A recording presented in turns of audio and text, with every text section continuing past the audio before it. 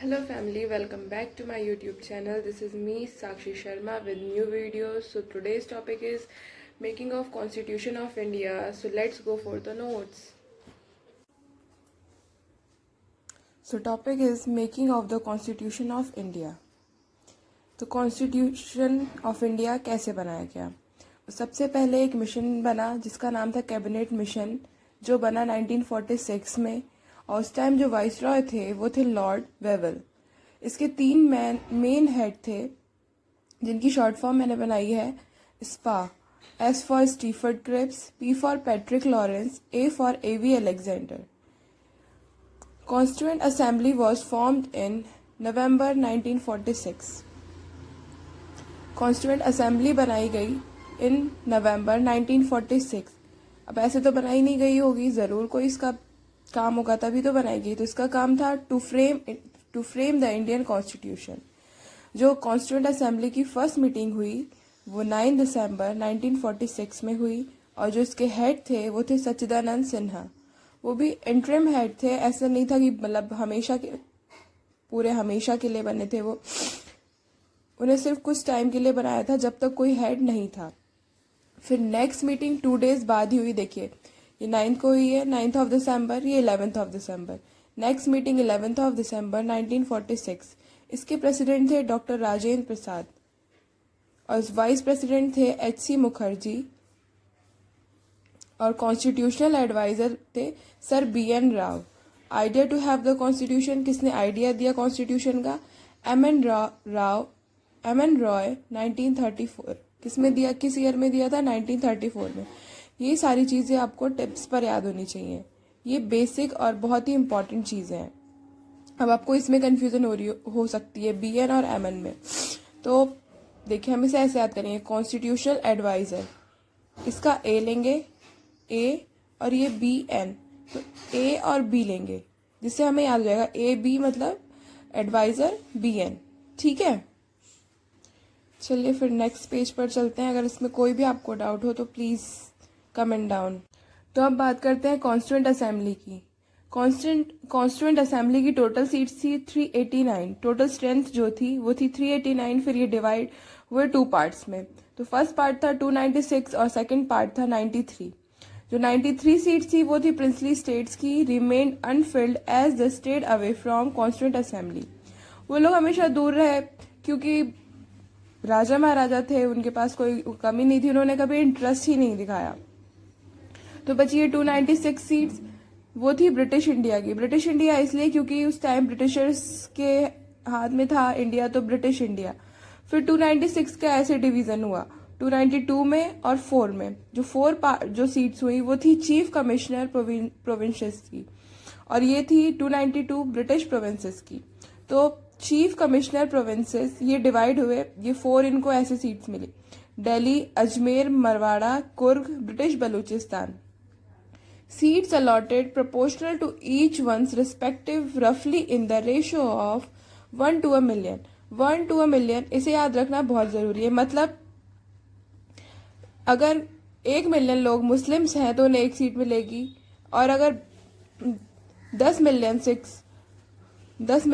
सिख हैं तो उन्हें 10 सीट मिल जाएगी। मतलब 1 मिलियन पर 1 सीट थी। ठीक है, उसके बाद फिर जो वोटिंग मेथड था वो सिंगल ट्रांसफरेबल वोट का था, कि जो मतलब प्रेफरेंस देंगे अपनी, ऑब्वियस सी बात है सब अपनी ही लोगों को देते हैं प्रेफरेंस, तो जो मतलब जितने प्रेफरेंसेस जाएंगे जिस सीट पे वो उनका हो जाएगा। ठीक है, सो फिर हम बात करते हैं टाइमिंग की।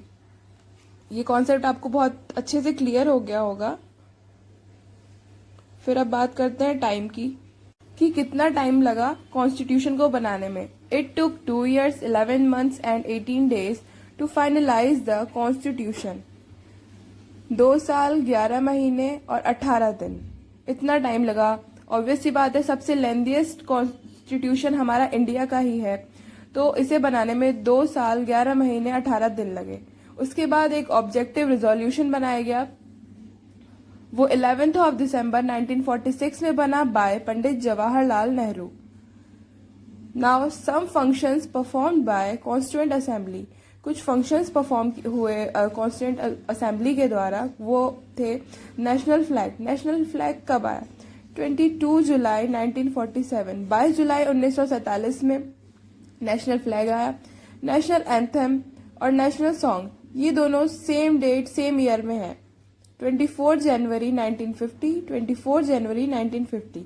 National anthem and national song ये दोनों सेम डेट में है, आपको याद करने में काफ़ी ज़्यादा इजी रहेगा। देन अब बात करते हैं कि कॉन्स्टिट्यूशन कब बन गया था। On 26 November 1949 the constitution was declared passed. 26 नवंबर 1949 में कॉन्स्टिट्यूशन डिक्लेयर हो गया था, पर ये फोर्स में आया था 26 जनवरी 1950 में। फिर जो लास्ट इसका सेशन हुआ कॉन्स्टिट्यूएंट असेंबली का, वो था 24 जनवरी 1950। और इसके भी इस टाइम भी प्रेसिडेंट कौन थे? वही थे, डॉक्टर राजेंद्र प्रसाद। टोटल एक्सपेंडिचर जो खर्च हुआ वो कितना हुआ कॉन्स्टिट्यूशन को बनाने में? इतना बड़ा था, फिर अलग अलग देशों से और हमने अडॉप्ट की है थोड़ी थोड़ी चीजें, तो टाइम तो लगेगा और साथ में फिर एक्सपेंसेस भी होंगे। तो 63,96,729 63,93,729 रुपीज लगे। इसके एक्सपेंसेस जो था, इसके खर्च जो थे वो इतने हुए। फिर उसके बाद जो डिफरेंस था, जो अब का कॉन्स्टिट्यूशन है और 1950 का जो कॉन्स्टिट्यूशन है, उसमें डिफरेंसेस क्या है? उसमें डिफरेंसेस ये है कि जो पार्ट्स थे, भाग जो है, वो पहले थे 22 और अब है 25, पर यूज अभी भी जो यूज में आते हैं वो 22 ही आते हैं। आर्टिकल्स जो अनुच्छेद हैं वो पहले 395 थे, अब 465 है, क्योंकि अमेंडमेंट्स के साथ साथ ये सब चीजें तो बढ़ेंगी ही। फिर शेड्यूल सूची की बात करते हैं, पहले 8 थे अब 12 है। क्या आप मुझे कमेंट डाउन में कमेंट करके बता सकते हैं कि अब मैंने आपको यहाँ इस वीडियो में तो बता दिया है कि आप मुझे बता सकते हैं कमेंट करके कि शेड्यूल्स कितने हैं? 26 जनवरी 1950 constitution came into force. Force में कब आया कॉन्स्टिट्यूशन? 26 जनवरी 1950। इसमें इन दो डेट्स में बहुत ज्यादा कंफ्यूजन होती है, 26 नवंबर 1949 और 26 जनवरी 1950। तो इसको आपको बहुत ही ज्यादा क्लियर रखना है। 26 नवंबर 1949 में कॉन्स्टिट्यूशन बन गया था, वो डिक्लेयर हो गया था, वो पास हो गया था, पर वो फोर्स में कब आया था? वो लागू हुआ है 26 जनवरी 1950 को। और ऐसा क्यों हुआ है मैं ये भी आपको बताती हूँ। ऑन दिस डे मतलब 26 जन 1930 पूर्ण Swaraj idea was passed in Lahore session. जो पूर्ण स्वराज का आइडिया था वो पास हुआ था लाहौर सेशन में। तो सबने यही सोचा कि ये 26 जनवरी को ही 1950 में पास किया जाए constitution. Now we discuss on committees of the constituent assembly. जो कमिटीज थी और उनके प्रेसिडेंट कौन कौन थे और क्या क्या कमिटीज थी कॉन्स्टिट्यूएंट असेंबली की। तो फर्स्ट कमेटी थी स्टीयरिंग कमेटी, डॉक्टर राजेंद्र प्रसाद थे उसके प्रेसिडेंट। यूनियन पावर कमेटी थी, उसके प्रेसिडेंट थे Pandit Jawaharlal Nehru. Union constitution committee जो थी उसके प्रेसिडेंट थे पंडित जवाहरलाल नेहरू। ड्राफ्टिंग कमेटी के प्रेसिडेंट थे doctor BR Ambedkar, doctor Bhimrao Ambedkar, जिन्होंने पूरा ड्राफ्ट किया है हमारा कॉन्स्टिट्यूशन, जिन्होंने पूरा कॉन्स्टिट्यूशन बनाया है। Provincial power committee Sardar Vallabh भाई पटेल। प्रोविंशियल पावर कमेटी किसने दी? जो इसके प्रेसिडेंट थे वो थे सरदार वल्लभ भाई पटेल। फिर जो some other committees are also, जो कुछ दूसरी कमिटीज थी वो इधर यहाँ पर मेंशन है। State committee for negotiating with states, इसके प्रेसिडेंट थे Pandit Jawaharlal Nehru. Fundamental right sub committee, इसके प्रेसिडेंट थे JB Kripalani. Minorities sub committee, इसके प्रेसिडेंट थे HC Mukherjee. Rules of procedure of committees, इसके प्रेसिडेंट थे डॉक्टर राजेंद्र प्रसाद। फिर उसके बाद advisory committee on fundamental rights, minorities and tribal and excluded areas, इसके प्रेसिडेंट थे सरदार वल्लभ भाई पटेल।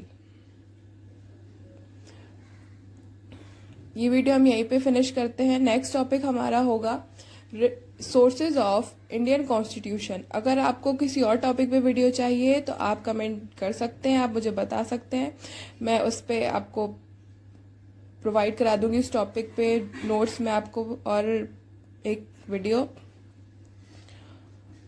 और अगर आपको वीडियो अच्छी लगी हो तो please do like comment and share, because I am the beginner, so I want your support. अगर आपको सही लगी है वीडियो तो please like, comment, share, and if you are new on my channel, please do subscribe.